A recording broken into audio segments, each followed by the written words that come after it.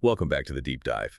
Today, we're taking a closer look at a book that, well, it really shifted the conversation around personal finance for millions. I'm talking about Rich Dad, Poor Dad by Robert T. Kiyosaki.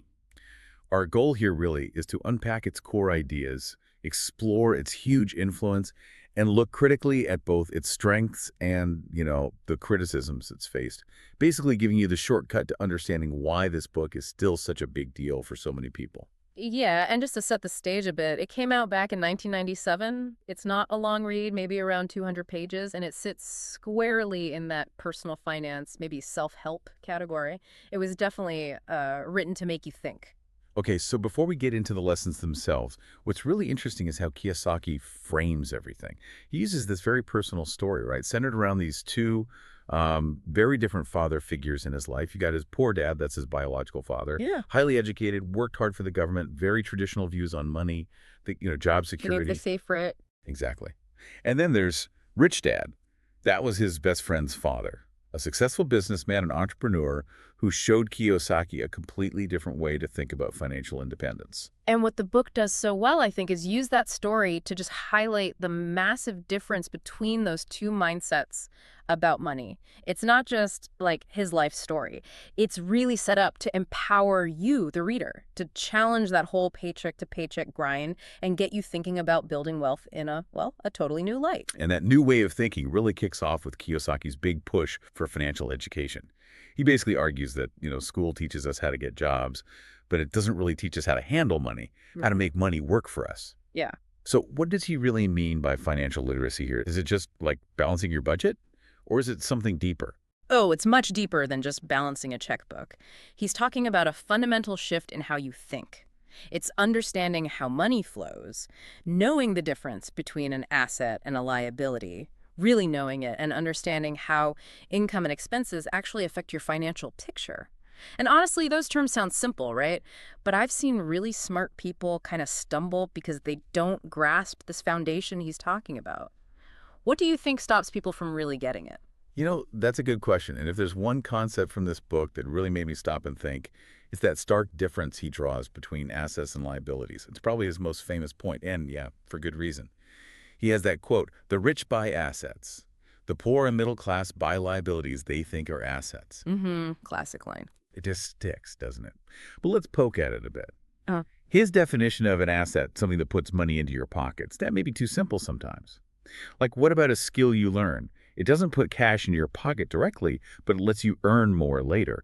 Or, say, a collectible that goes up in value but doesn't pay you anything month to month. that's a really good point. Because, yeah, Kiyosaki's definition is intentionally simplified. He wants to cut through all the accounting jargon. He's laser focused on cash flow. So for him, the house you live in, even if it's worth more over time, is often a liability because money's going out, mortgage, taxes, repairs not coming in. Right. Compare that to, say, a rental property that brings in monthly rent. That's an asset in his book. And he gives examples, right? Real estate you rent out, stocks that pay dividends, businesses you own, even intellectual property like royalties. The key thing, like you said, is cash flow. Does it generate income? Liabilities just drain it. Okay, so moving beyond just stuff you own, the book throws out this idea that's pretty radical for a lot of us. Work to learn, not to earn. Mm. Sounds simple, but it's actually really challenging, isn't it? Mm. Because it asks you to separate your effort from the immediate paycheck. That goes against everything we're taught in the traditional work world. It's like seeing your job as a classroom, not just a ladder. Exactly. Why is that so hard for people to actually do? Even if they kind of get the idea, we're just wired to chase the salary, right? We absolutely are. It's counterintuitive to how most of us were brought up thinking about careers. And Kiyosaki gives specific examples of the skills he thinks are way more valuable than just a big salary number. He talks about things like sales, marketing, basic accounting, and definitely investing. These are the skills he says you need for real financial independence. His Poor Dad was all about job security, the steady paycheck. Mm-hmm. But Rich Dad was about building a skill set that lets you make money in different ways, whether you have a traditional job or not.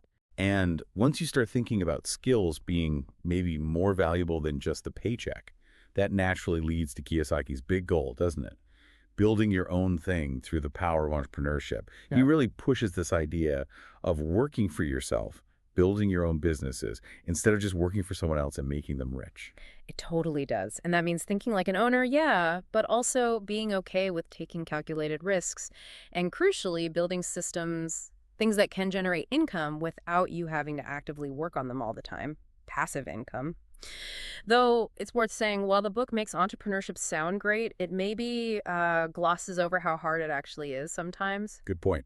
Kiyosaki's big on the mindset, but anyone who's tried it knows there are practical hurdles and, failures along the way. What do you think is the biggest hurdle people don't talk about when shifting from work to earn to work to learn and build? Well, speaking of hurdles, it's not just about the spreadsheets and business plans, is it? Kiyosaki also gets into something really crucial psychologically: fear and mental blocks around money. He talks about how fear of failing or just not feeling confident can keep people stuck financially, stops them from ever trying entrepreneurship or investing. I remember when I first thought about, doing my own thing, that fear of losing the regular paycheck. It was almost paralyzing. He really hits a nerve there. Oh, absolutely. It's often not that people don't know what to do. It's the emotional stuff tied to money that holds them back. And this is where you really see the clash between his two dads' philosophies, right? Poor dad worried about security, afraid of financial instability. That probably sounds familiar to a lot of us. But Rich Dad's whole thing was about tackling those fears, building what you might call financial courage. Sounds a bit cheesy, maybe, but it means taking those calculated risks, pushing yourself. The book's message is pretty clear. Getting over fear, learning to risk smartly, and just fundamentally changing your mindset, that's just as important as the financial strategy itself, maybe more so. Okay, so putting all that together, why has this book struck such a chord with so many people for so long? Well, one thing you can't deny is how effectively it's delivered. Kiyosaki uses really simple, relatable language. It makes these potentially complex financial ideas feel surprisingly accessible, even if you know nothing about finance.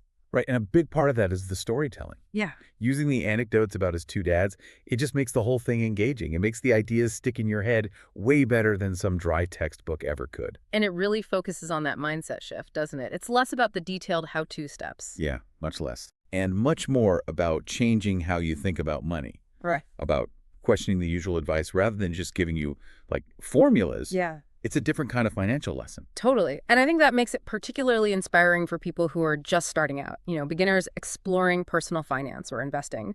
It gives them this fresh perspective that can really motivate them to actually do something, not just read about it. But, okay, let's be balanced. No book is perfect, and Rich Dad, Poor Dad definitely has its critics. We should touch on that. One common knock against it is that it's light on actionable details. Lots of motivation, great framework, but maybe not enough specific step-by-step guidance on how to actually implement the ideas.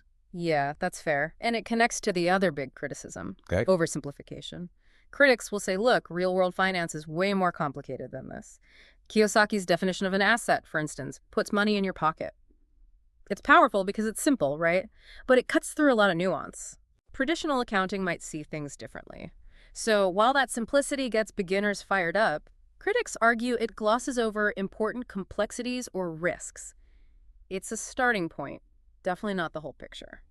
And maybe the most controversial point, the one that really gets people talking, is that some of the facts are, disputed. People have questioned how accurate his stories are, and some critics even question if Rich Dad was a real person at all. Yeah, that's definitely out there. So considering all that, the good and the debated, who is this book really for? Who should pick it up? Well, based on our chat, it seems like a great starting point for, say, students or young professionals just starting their careers, people beginning to think about their financial path. Absolutely. And also for people who feel kind of stuck in that 9-to-5 grind, maybe they have that poor dad mindset focused only on job security, and they're looking for a way out, a path to real financial freedom beyond just the salary. And like we said, definitely beginners in personal finance and investing. It gives you that crucial mindset shift that's often missing from more technical books. Yeah, ultimately I'd say it's for anyone who wants to fundamentally change how they relate to money. Anyone willing to challenge their own assumptions and get a fresh, maybe even provocative perspective on building wealth. So wrapping this up, it's pretty clear Rich Dad, Poor Dad isn't supposed to be your complete financial guide with every single answer. Yo, not at all. It's more like a wake-up call, designed to shake you out of that conventional thinking. Exactly. It really pushes readers to think differently about money, to question those societal norms about work and getting rich and to, take active control of their own financial future. It's about building that lasting independence, just like his rich dad supposedly taught him. And I think that's why, even with the criticisms, it still earns a solid rating from us. We're giving it a Okay. 4.5 out of 5. So maybe a final thought for you to chew on. Given Kiyosaki's big emphasis on telling assets from liabilities, how might you look at your own spending differently now? And maybe more importantly, what could be the very first asset, no matter how small, that you could actually acquire as a real step towards your own financial independence? Something to think about.